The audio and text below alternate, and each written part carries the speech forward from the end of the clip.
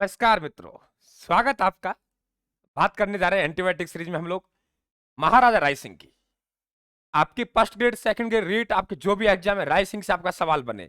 बीकानेर के राठौड़ों से कहीं सवाल आए नहीं आए, लेकिन राय सिंह से सवाल आपका आता ही आता है मित्रों। तो बिल्कुल राय सिंह को जीरो से हीरो बना देंगे हम लोग यहाँ राय सिंह में। आपको कल्याणमल के दो पुत्र, एक का नाम राय सिंह है, एक का नाम पृथ्वीराज राठौड़। जी हाँ, मैंने आपको समझाया था कि आप लोगों के जो नागौर दरबार का आयोजन हुआ 1570 में, उसमें अकबर की अधीनता स्वीकार करने वाले पहले जो बीकानेर के महाराजा हैं उनका नाम कल्याणमल है। और दोनों बेटे राय सिंह और पृथ्वीराज राठौड़ को 1570 में ही नागौर दरबार में छोड़ के आ गया कि बेटा खूब सेवा करना। आमेर के बहारमल ने सेवा की उनके बेटे और पोते ने, वैसे तुम सेवा करना। मैं दो शेर छोड़ के जा रहा हूं, एक शेर राय सिंह है, दूसरा शेर पृथ्वीराज राठौड़ है। राय सिंह राजा बनने से पहले 1572 में जोधपुर का अधिकारी नियुक्त किया गया था। राव चंद्रसेन आपके बीकानेर के हैं और वे वहां जोधपुर में आपके राव चंद्रसेन जोधपुर के हैं और नागौर में अधीनता स्वीकार नहीं करते दरबार में, तो उनके पीछे पड़ गया कौन, अकबर, तो वहां आपको नियुक्त किया। दूसरा पुत्र पृथ्वीराज राठौड़। ये पृथ्वीराज राठौड़ की भी क्यों ना हम लोग बात कर लें।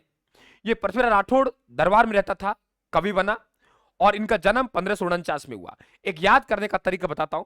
महाराणा प्रताप का आपको जन्म आता है 1540 में आता है, तो वहां 9 प्लस कर लेना है तो आपके पृथ्वीराज राठौड़ का जन्म हो जाएगा। महाराणा प्रताप की मृत्यु आपको आती है 1597 में, 2 प्लस कर देना, महाराणा प्रताप की मृत्यु के बाद इनकी मृत्यु आ जाएगी। कि जन्म के 9 साल बाद जन्म हुआ, मृत्यु के 2 साल बाद निधन हुआ, पूरे 50 साल जीवित रहा। 9 जोड़ेंगे 1549 और 2 जोड़ेंगे तो 1599। याद हो गया होगा।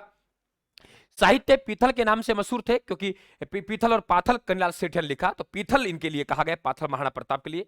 गागरोन दुर्ग इन्हें जागीर मिला। गागरोन दुर्ग में रहते हुए उन्होंने रचना लिखी, उसका नाम बेली कृष्ण रुक्मणी वचनिका है। तो बेली कृष्ण रुक्मणी वचनिका 1580 में लिखी गई। और यह भी ध्यान रखें 1580 में लिखी, एक समय इंपॉर्टेंट है। दूसरी बात यह है कि ये जो वचनिका है, जिसकी भाषा है वह भाषा उत्तरी मारवाड़ी है और इसमें भगवान कृष्ण रुक्मणी के विवाह की बात की गई है और ऐसे धार्मिक जानकारी हमें वेदों से मिलती है, पुराणों से मिलती है। इसलिए दुर्साहाड़ा ने इस ग्रंथ को 5वां वेद कहा है और 19वां पुराण कहा है। और एलपी टेसिटोरी जो कि उदिना गांव इटली के रहने वाले थे, इन्होंने डिंगल का हीरोस कहा है। तो डिंगल का हीरोस किसे कहा गया? पृथ्वीराज राठौड़ कहा गया। और ये किसने कहा है? ये आपके डॉक्टर एलपी टेसिटोरी ने कहा है। तो पृथ्वीराज राठौड़ से आपके सवाल बन सकता है। हालांकि हम लोग साहित्यकारों बात करेंगे, इसकी साहित्यकारों बात करेंगे, लेकिन यहां बात चल रही थी तो बात करना हमारे लिए इनको जरूरी था। अब बात करते हैं राय सिंह। राय सिंह का सामान्य परिचय देखिए कितना शानदार तरीके से जमा रखा है। क्वेश्चन देखे जाएगा, आपकी ऑफलाइन से तुलना कर लेना, आपने ऐप पे कोर्स ले रखा है वहां से तुलना कर लेना, समझाने का भी तरीका अलग मिलेगा और मैटर भी आपको अलग मिलेगा। साथियों, पिता का नाम कल्याणमल हो गया।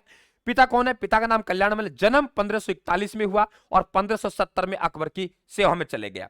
तो 1570 में अकबर की सेवा में चले गया और जोधपुर का अधिकारी नियुक्त हुआ 1572 में, इंपोर्टेंट है, और राजा बना 1574 में। जन्म 41 में हुआ, सुन लीजिए, जन्म 1541 में हो रहा है, राजा 1500 आपके 41 में हो रहा है, अकबर सन 1570 में गया, जोधपुर का अधिकार नियुक्त किया 1572 में और राजा बना 1574 में। पता होना चाहिए आप लोगों को। आगे बात करें हम लोग कि राय सिंह के राजकार्य क्या है। देखिए उपाधि धारण की कि आपके बीकानेर का पहला राजा, क्या कहा? बीकानेर का पहला राजा जो अपने नाम से पहले महाराजा लगाएगा, राय सिंह है, क्योंकि इन्हें महाराजा और महाराज की क्या मिली? उपाधि मिली थी। महाराजा की उपाधि देखिए आप लोग, अकबर ने प्रदान की। तो वेरी इंपॉर्टेंट क्वेश्चन, बीकानेर का पहला राजा जो अपने नाम से पहले महाराजा लगाएगा, यही लगाएगा। तो महाराजा और महाराजाधिराज की उपाधि धारण करेगा। इससे पूर्व जो बीकानेर के राजा हैं वे अपने नाम से पहले क्या लगाते थे? राव लगाते थे। जूनागढ़ दुर्ग कि जो राव बीकानेर, मैंने बताया आपको कि एक दुर्ग निर्माण का काम शुरू किया, बीकाजी की टेकरी कहलाए, उसी गढ़ के स्थान पर एक दुर्ग बनवाया, पुराने गढ़ के स्थान बना, इसी नाम इसलिए जूनागढ़ है। तो करमचंद की देखरेख में उन्होंने निर्माण करवाया।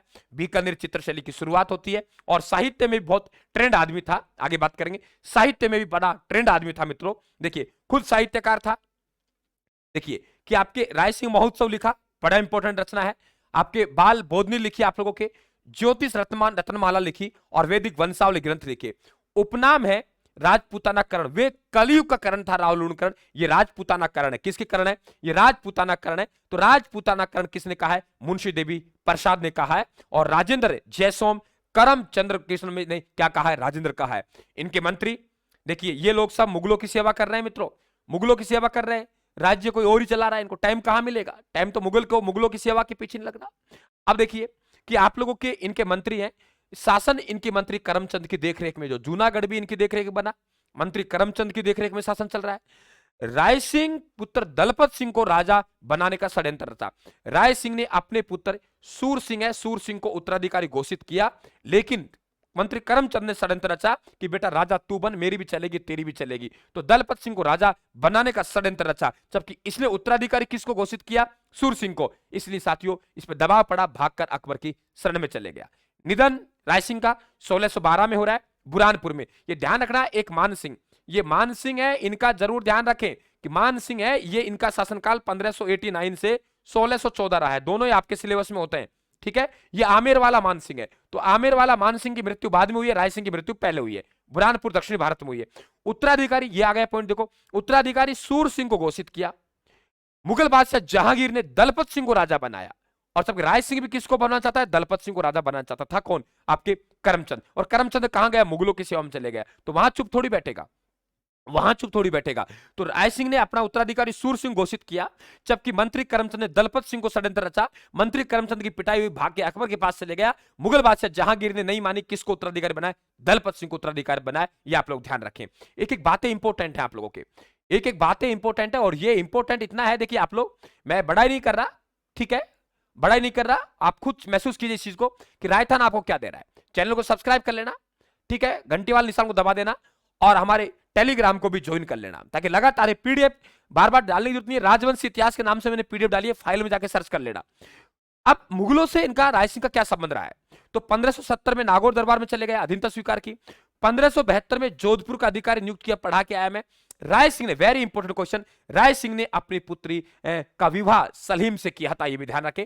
महाराजा की उपाधि अकबर ने प्रदान की। एक काठोली का युद्ध हुआ, कौन सा? काठोली का युद्ध हुआ, तो मिर्जा बंधुओं को पराजित किया मुगलों की तरफ से। तब काम मुगलों की तरफ से कर रहा है, मिर्जा बंदियों को क्या किया? पराजित किया। अब राय सिंह और सिरोही के आदर राज्य कहानी क्या है भी सुनिए।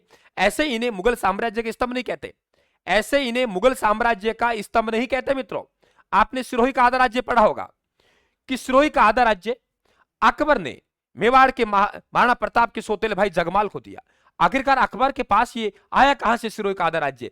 मित्रों, सिरोही के शासक देवड़ा सुल्तान था और महाराणा प्रताप का सहयोग कर रहा था। तो अकबर ने राय सिंह को भेजा, और राय सिंह वहां पहुंचा, अधीनता स्वीकार करने के लिए बाध्य किया, और उसका आधा राज्य प्राप्त कर लिया, और इसी आधा राज्य को अकबर को दिया जाता है, और अकबर यही आधा राज्य मेवाड़ के जगमाल को देता है। और मेवाड़ का जगमाल वहां आपकी जाता है, लेकिन देवड़ा सुराथन चुप थोड़ी बैठेगा, आधा राज्य गए, प्रयास कर रहा है आधा राज्य जगमाल से लेने का। और दोनों के मध्य दत्तानी का युद्ध हुआ 1583 में, जिसमें जगमाल मारा गया और देवड़ा सुल्तान क्या होता है? विजय प्राप्त करता है। देवड़ा ने पूर्णतः मुगलों की अधीनता स्वीकार 1585 में की थी। तो मुगल साम्राज्य के स्तंभ कहलाते हैं कौन? राय सिंह। मुगल साम्राज्य के स्तंभ कौन कहलाते हैं? राय सिंह कहलाते हैं। तो ये राय सिंह आपके, देखिए बहुत अच्छा क्वेश्चन बनेंगे आपके राय सिंह से। मुगल अभियानों में राय सिंह शामिल, कौन कौन से मुगल अभियानों में राय सिंह शामिल था? गुजरात का था, काबुल का था, बलूचिस्तान का था, कंधार का था, धट्टा का था, नासिक अभियानों में शामिल था। उपनाम मुगल साम्राज्य का स्तंभ कह दे, क्यों नहीं कहेंगे साहब?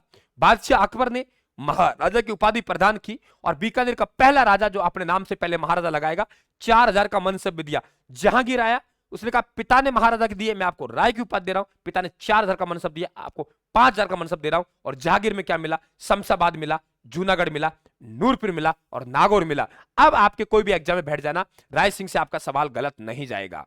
कोई भी एग्जाम में बैठो, राय सिंह का, आपको राय सिंह से सवाल गलत नहीं जाएगा, किसी भी हालत में, किसी भी हालत में गलत नहीं जाएगा। और देखिए ये आपके पुस्तक है आप लोगों के, जिससे मैं पढ़ा रहा हूं, ये पुस्तक मेरे द्वारा लेखन की गई है, रायथान की। आप मंगवाइए, ऑनलाइन मंगवा सकते हो। कैसे मंगवानी है आपके डिस्क्रिप्शन बॉक्स में दे रखी है मैंने, ठीक है। शानदार बुक है, हिंदी ग्रंथ अकादमी की 25-30 किताबों का संग्रह किया है, और संग्रह करके पढ़ा है, ज्ञान अर्जित किया है, और ज्ञान अर्जित करके फिर उसे आराम से मेरी भाषा में यहाँ हम लोगों ने कन्वर्ट करके आपके आंकड़े, तो उनकी मदद लेके हमने यहाँ स्रोत जुटाए और उनसे लिखा है। शानदार बुक है, आप एक बार पढ़ के देखना। ऑनलाइन मंगवा सकते हो आप लोग। राम राम साहब, टेलीग्राम को ज्वाइन कर लेना। धन्यवाद, थैंक यू।